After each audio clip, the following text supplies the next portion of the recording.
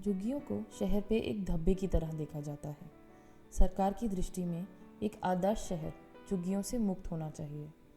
झुग्गियों को गिरा के उसी की जगह 3 से 7 माले की इमारतें बना दी जाती हैं। इसी के लिए सरकार ने पिछले 10 सालों में कई योजनाएं बनाई हैं। हमारा सोचना रहा है कि झुग्गियों में रहने से बेहतर तो कुछ भी होगा। एक पक्का घर उनकी कई मुसीबतें सुलझा देगा, लेकिन एक पक्के मकान को घर बनाने वाले उन लोगों के विचार ना किसी ने पूछे हैं, ना उनके बारे में ज़्यादा बात की है। इन परियोजनाओं के इसी पहलू को और गहराई से जानने के लिए हमने अहमदाबाद में 3 परियोजनाओं को चुना। हमने अपने अध्ययन की शुरुआत भवानी नगर से की।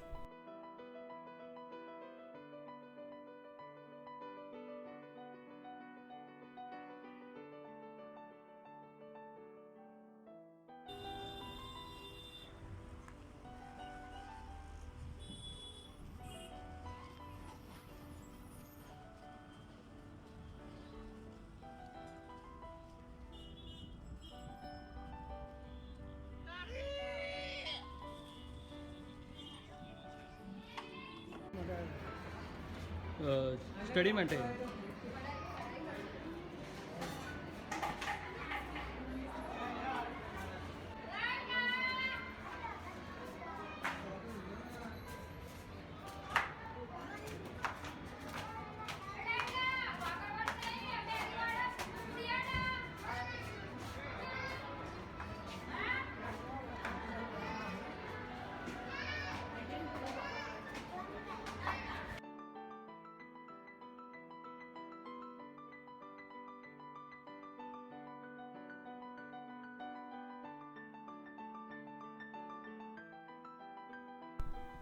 बस्ती में हमारे घर बिल्डर आए थे। उन्होंने हमें बताया कि सरकार की योजना के अंतर्गत हमारी बस्ती तोड़कर हमें पक्के मकान दिए जाएंगे। इसके लिए उन्होंने हमसे पुरावा भी मांगा। 2 साल बाद जहां हमारी बस्ती थी, वहीं पे हमें पक्के मकान दे दिए गए।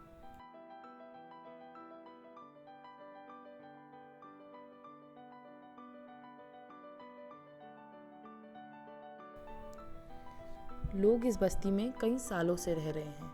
सभी अपने अपने समाज के लोगों के साथ परिवार की तरह रहते थे। हम सभी नए घरों के लिए बेचैनी से इंतज़ार कर रहे थे, लेकिन नए मकानों को सभी को लॉटरी के द्वारा दिया गया। इस वजह से सारे पड़ोसी और समाज बिछड़ गए। अब सबके नए पड़ोसी हैं जो अलग अलग समाज से हैं। हर समाज का रहन सहन अलग होता है। कोई मांसाहारी है तो कोई शाकाहारी, कोई देवी पूजक है तो कोई हरिजन। इस वजह से पड़ोसियों के बीच झगड़ा होना आम बात हो गई है और सामाजिक रिश्ते तो जैसे ख़त्म ही हो गए हैं। सोसाइटी में रात के समय घूमना औरतों के लिए सुरक्षित नहीं है। मैं शाम को कोचिंग से वापस आते समय सुरक्षित महसूस नहीं करती हूँ। कई जगह लाइट्स नहीं होती है और कुछ लोग दारू पी के हंगामा भी करते हैं। घर में ही रहना सुरक्षित लगता है। शाम को लड़कियाँ बाहर नहीं निकलती, दोस्तों से मिलना भी कम हो गया है। सोसाइटी की कमेटी में 11 लोग हैं। किसी भी दिक्कत के लिए लोग चेयरमैन के पास जाते हैं, पर ज़्यादातर कोई समाधान नहीं होता है। हमें नहीं पता कमेटी कब बनी और कैसे चुनी गई। हमने कभी वोटिंग ही नहीं की।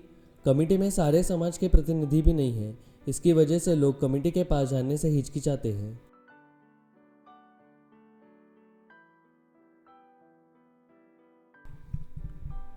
मेरे पति रोज़ सुबह 6 बजे पीने का पानी भरने के लिए म्यूनिसिपैलिटी के नल तक जाते हैं।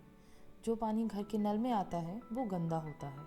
लोग टंकियों में कचरा जैसे कि चप्पल, जूते और यहाँ तक कि दारू की बोतलें भी डाल देते हैं। और तो और पानी सिर्फ 20 से 30 मिनट के लिए ही आता है। टंकियाँ भी टाइम पे साफ़ नहीं होती हैं। हमको अपने पैसे खर्च करके टंकियों को साफ़ करवाना पड़ता है।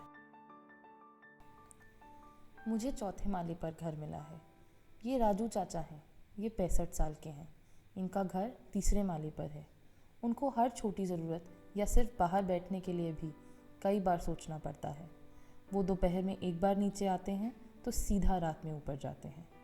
यहाँ तक कि पानी के लिए भी बच्चों पर निर्भर होना पड़ता है। ये काशी बहन है।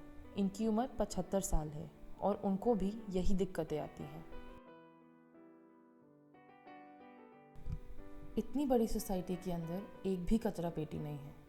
इस वजह से हमें कचरा फेंकने के लिए बहुत दूर चल के जाना पड़ता है और अब घर ऊपर होने से परेशानी दुगनी हो गई है।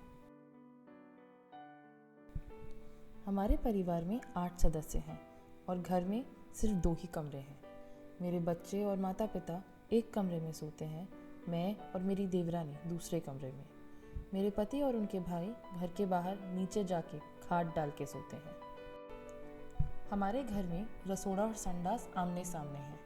हमारे समाज में महीने के उन दिनों में औरतें रसोड़े में नहीं जाती। खाना बनाते समय संडास का दरवाज़ा रसोड़े में खुले, ये तो सही बात नहीं है ना। बस्ती में हमारे पास भेड़ बकरी थे, उनके ज़रिए घर का थोड़ा खर्च निकल जाता था। अब हमारा घर तीसरे माले पर है, यहाँ भेड़ बकरी लाना मना है। हमें अपने पशु बेचने पड़े, कमाई भी कम हो गई है और खर्चे बढ़ गए हैं।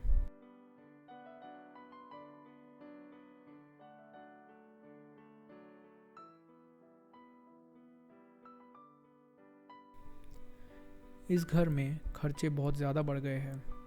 अब लाइट पंखे का इस्तेमाल ज़्यादा करने में आता है, जिससे बिजली का बिल पहले के मुकाबले बढ़ गया है। छापरे के समय चूल्हा जला के भी खाना बना लिया करते थे, पर यहाँ सिलेंडर खरीदना पड़ता है जो बहुत महंगा आता है।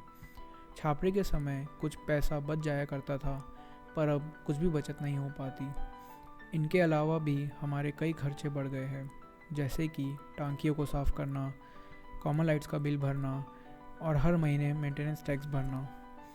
हमारी आमदनी तो उतनी ही है, लेकिन खर्चे बहुत ज़्यादा बढ़ गए हैं। गुजारा करना ही मुश्किल हो गया है।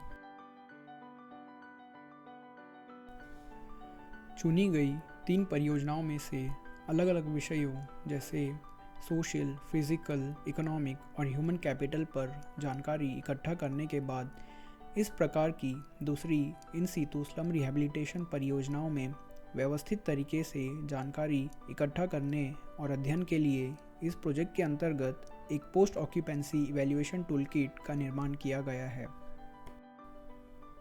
इस टूलकिट के द्वारा हम समझ पाएंगे उनके विचार और ज़रूरतें जो इन मकानों को घर बनाते हैं।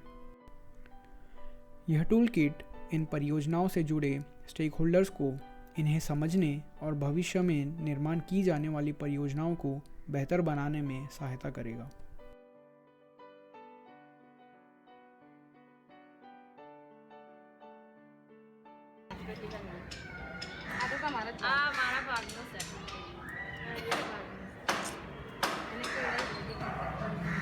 तो अब ऐसे कहाँ पे इधर जाके जैसे मिलना वगैरह या वैसे डिस्कशन वगैरह करना